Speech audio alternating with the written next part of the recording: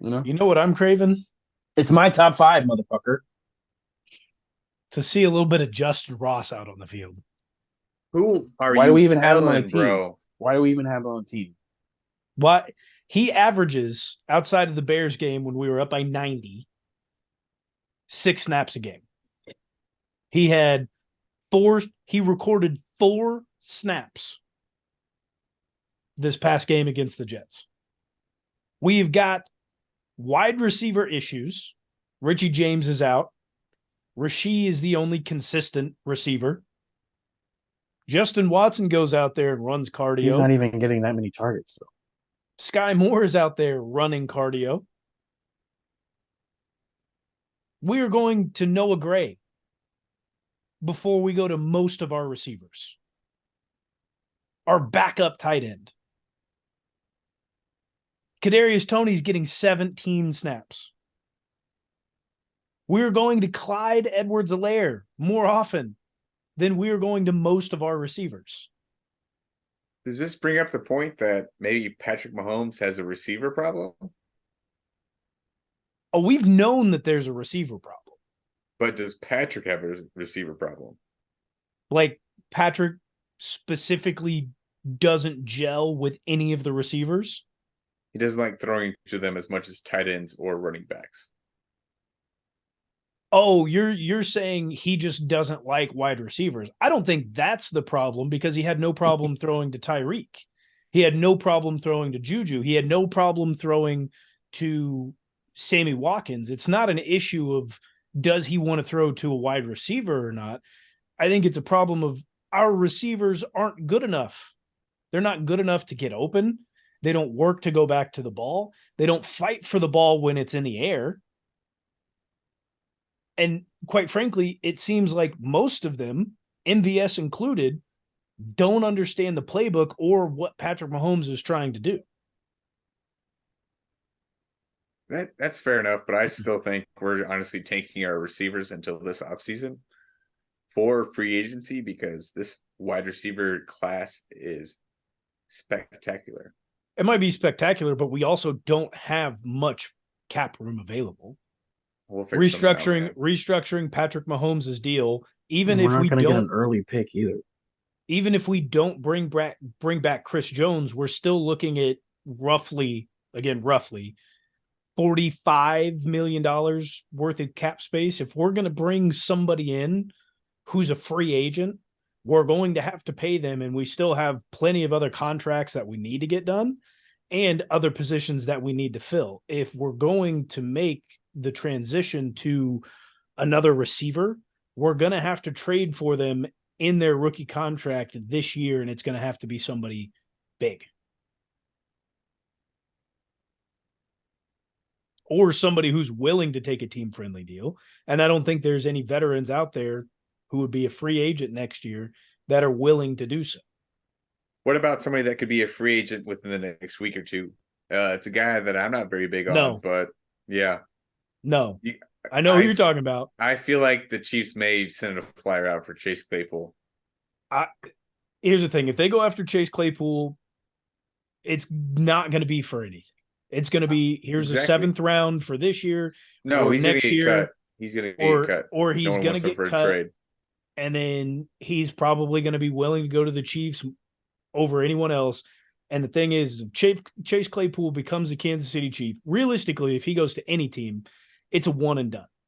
You have bad body language, you loaf one play, have bad body language one time, don't show up on time or early one time, you're out. You're done. There are 2 teams that have clearly given up on him in his first 3 seasons as an NFL player, and that doesn't happen with anybody who's a top 3 round pick. Chase I, Claypool is about to be out of the NFL. I completely agree, but I just was thinking this was a top 3 round draft pick. Chiefs love taking flyers on second chances, third chances. So Oh, I wouldn't hate it. I think he immediately makes our wide receiver room better. I think he's better than all the receivers that we have combined. I think What? Rasheed has more potential. I think with where the receivers are at right now, I think he is a better receiver, though it's his attitude that seems to be the problem. What has he done in the Is he past better? year and How a is he half? better than Kadarius Tony? Like What has this Kadarius ability to Tony stay done? healthy, scored a touchdown in the Super Bowl. Has I mean, Chase yeah, Claypool done His that? he's his done punt one return in thing. the Super Bowl. Two things right there. Boom. Not and not Punt just return one is thing. not a Like wide receiver he was trait. He's still out there doing it though. he's way more athletic than Claypool. He just gets hurt a lot. I mean, Hey, the best ability is availability. And that's fine. Chase Claypool But was we're not not going available this past week. Skip over him. I'm done with him. Yeah, to. I don't necessarily care if he comes to the Chiefs or not.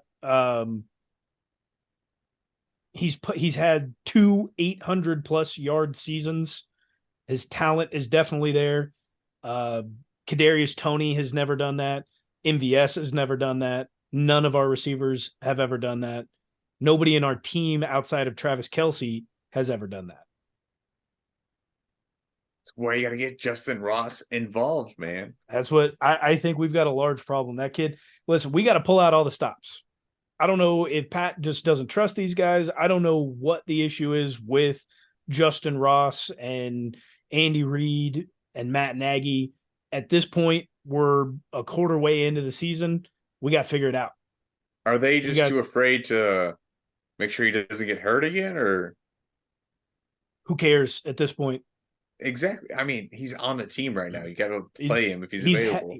if he wasn't healthy, the doctors wouldn't have cleared him. He would be on IR. He's available to play. You got to play him, and that's what many things that went wrong on Sunday and so far throughout the season is our wide receiver play. At this point, you gotta start trying anything and everything. That doesn't mean like throw guys out there and then pull them out and put them back in and change around the wide receiver group to where there's no chemistry like we were doing in the first couple games. But hey, let's start giving some guys some shots. Richie James isn't available. He's out. He's going to be out for a while still. MVS is out there loafing it around. Kadarius Toney's getting 17 snaps. He's not healthy enough to be in. Justin Watson is a veteran on this team. He's a veteran in the league, and he's not garnering any targets while he's out on the field for 40+ snaps. Like, let's let some of these young guys who have a little bit of fire and hunger get out there and see what they can do instead of holding them back this entire time. Because if we can't start getting the offense together, we've got no shot at a Super Bowl. Now you're saying let the young guys go after it, but Rashee Rice is still one of the top targeted guys right now. But he is He needs to be out there all the time. But it seems like he has a major drop on a drive killer every single game so far. Do you think it's affecting what's going on, or what's going on there? I think part of it is he's not getting enough snaps. I mean, he's averaging 30 snaps a game. I think he's not getting enough out there, and a lot of it probably still has to deal with nerves. He's second on our team in targets right now. He's right. He's behind Travis Kelce in targets, and it's not a lot. It's not. And part of that is due to him not getting enough snaps. If you're getting 30 to 35 snaps when you've got 70 total offensive snaps, so you're getting 50% or less, that just continues to limit how many targets you could get. And he's one of the guys who's consistently getting open. He's one of the only guys. He's the only receiver, not including Travis Kelce. He's the only receiver who is consistently at least working to get open. I don't care if he's dropping the ball, if he's the only guy we're going to, because he's the only guy open. He'll get it together eventually. Unless he's just another Dwayne Bowe. You touched on the base of the problem. Play calling and your quarterback's ability can only do so much, but if your receivers aren't creating separation, getting open, things are just going to be difficult. And I do not think, with Kadarius Toney playing healthy, I would say were better, but he's not. He's not playing very much, and I don't think because of that, I don't think he's like 100% healthy. When he's healthy, I think he can create a good deal of separation. But is that not one of Justin Ross's like strengths? Like I know he's a taller receiver with a big catch radius, but like he put people on skates in the preseason. He had two or three videos out about like his route running.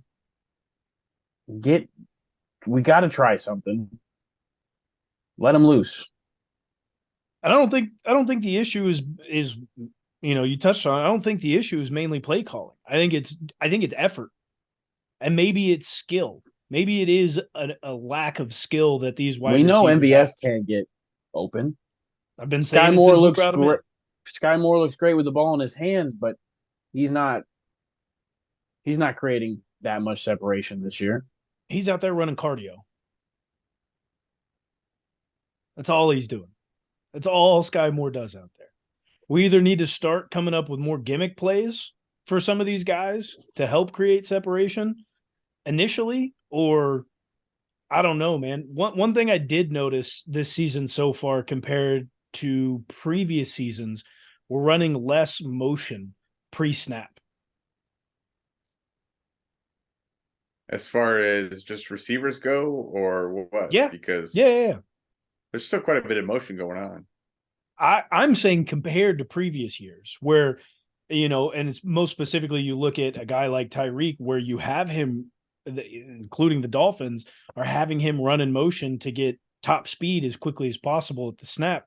That could be a thing that could help initiate some of that separation at the snap, is starting to run even more motion, run it every single play, run double motions, get these guys moving around. So number one, we can easily tell whether they're in man or zone, but also that helps with rub routes and creates further separation immediately. So some of these guys can get more looks. Look, we've got some well-documented problems, but I think there's one quite obvious thing that still went our way on Sunday night. And it was a good thing that you guys told me to bench Joe Mixon or whatever. I played Isaiah Pacheco over him, and Sean gifted me the dub. You're welcome. But look, this is not going to be a popular opinion for Patrick Mahomes. It's not going to be a popular opinion for like a lot of people, a lot of lay fans that watch the NFL.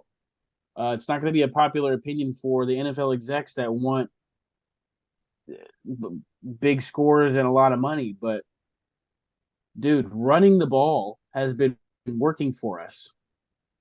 And look, if we turn into a team that starts handing the ball off like, let's say 10% more, your receivers don't necessarily have to work as hard to get open. That running game is going to open up everything else that Pat can do.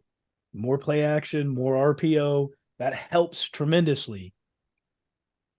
And just if it's working, let's go with it, man. Let's not forget Pacheco also, has never. It's not. I think he's had like one or two, or this may even be still a true statement. He almost never has a negative carry. His running style in tandem with how good our offensive line is at run blocking, like just do it, man. Let's not overstate it either. Even though that game was ugly and that was the best game that we've ever seen Zach Wilson play in the NFL, that is probably the best defense that we're going to face all year long. I know we've got the Eagles later on in the season. We've also got the Bills later on in the season. That will most likely be the best defense that we see in 2023, 2024. Maybe, but they were not looking like the best defense until that safety happened. That god-awful safety. But that's also part of it, is your team or group needs to be able to bounce back. And they went down 17-0 and bounced back quickly. Because of the bullshit safety call.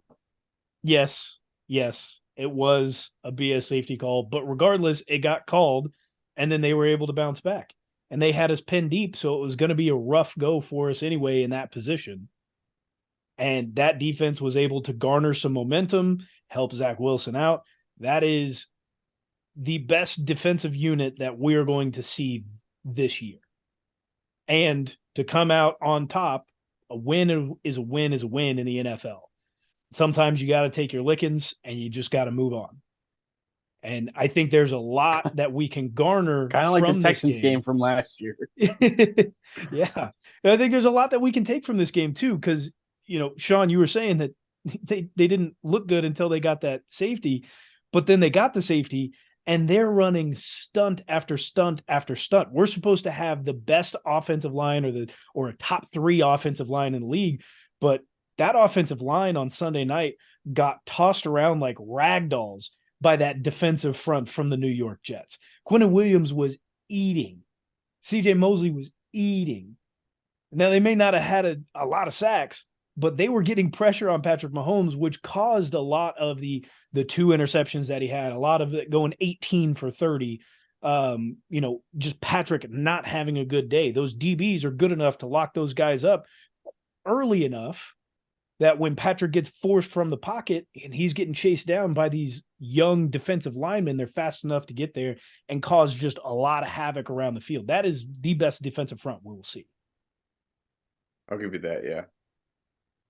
And that's going to help us moving forward in this season. That's why it was nice having this game so early. That's going to help our offense, Matt Nagy, Andy Reid, and that offensive line really get structured when we come up later on in the season against the Eagles and against the Bills and their defensive fronts, because the Bills are most likely going to have Von Miller back, and being able to match up against those fits and when they do their stunts.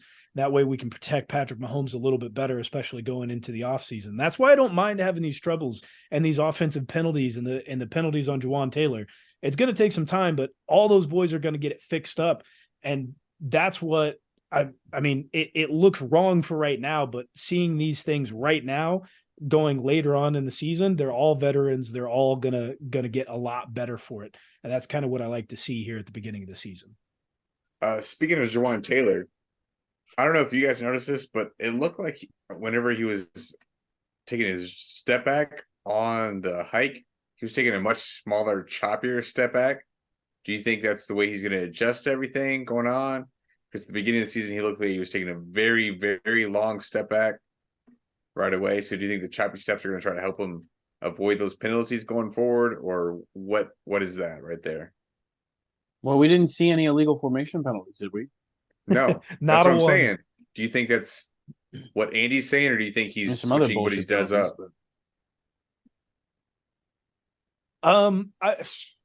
I think it's a review of film. Like it's a one-off, not a one play, right? But a one game scenario. I'd like to see a little bit more I think to determine what that is, but yep.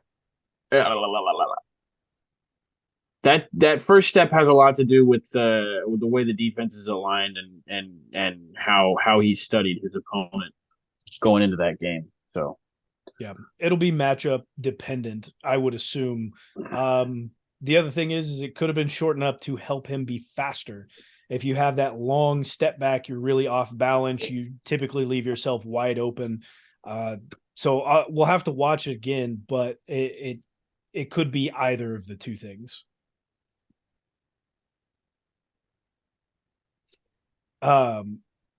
Defense is another thing that just went completely right. Even though Zach Wilson had the best game that we've ever seen from him in the NFL, we still held that offense, who does have some weapons, including Breece Hall and Dalvin Cook and Garrett Wilson, to only 18 points. This defense has been stand out 4 games into this season. Could be the best defense in the league.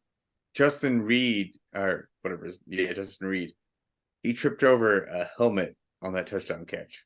Yep. How often do you see that in an NFL game?